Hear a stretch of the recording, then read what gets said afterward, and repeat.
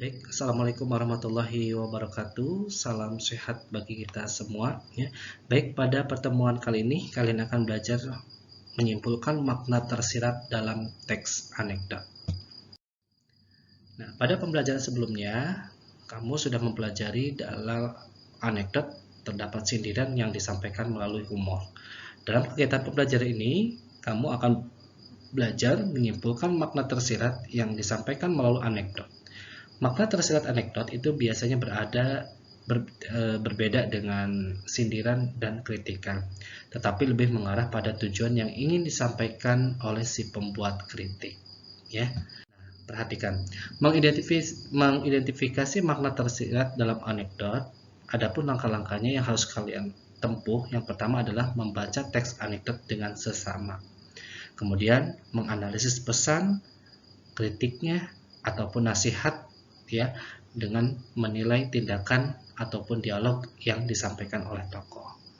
Kemudian yang ketiga, menyimpulkan makna yang tersirat atau berupa pesan, kritik, ataupun nasihat dalam cerita. Itu adalah langkah-langkah yang harus kalian tempuh ketika kalian akan mengidentifikasi makna tersirat dalam teks anekdot. Selanjutnya, langkah-langkah menentukan teks tersirat dalam teks anekdot.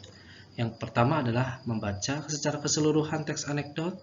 Yang kedua, memahami unsur dalam teks anekdot. Yang ketiga, menangkap aspek lucunya atau konyolnya atau jengkelnya dalam teks ya. Kemudian yang keempat, menangkap makna tersirat berupa kalimat sindiran atau kalimat nasihat dalam teks anekdot atau kritikan ya.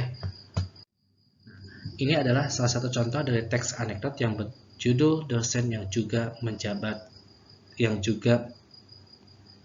menjadi pejabat ya. Nah, silakan kalian baca dalam hati teks anekdot berikut.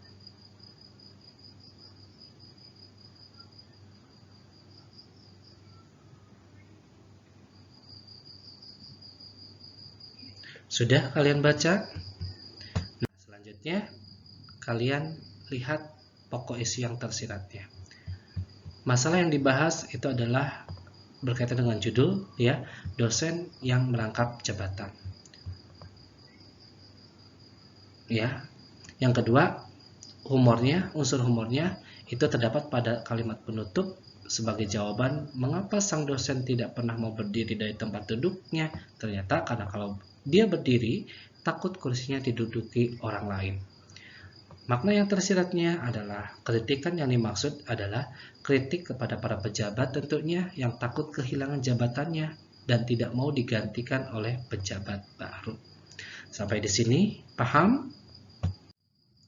Nah, makna tersirat ya merupakan tujuan yang ingin disampaikan, bukan hanya menyindir para pejabat yang takut kehilangan jabatannya atau tidak mau digantikan oleh pejabat baru, tetapi jauh lebih dari itu agar para pejabat sadar bahwa jabatan itu ada masanya.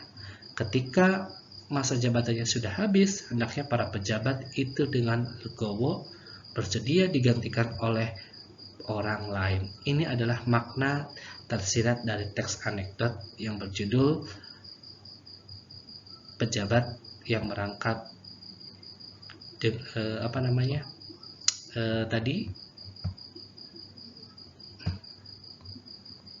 ya, itu seperti itu. Nah, tentunya dari sebuah kritik dan pesan moral itu akan melahirkan makna yang tersirat ya. Baik, terima kasih. Selamat belajar.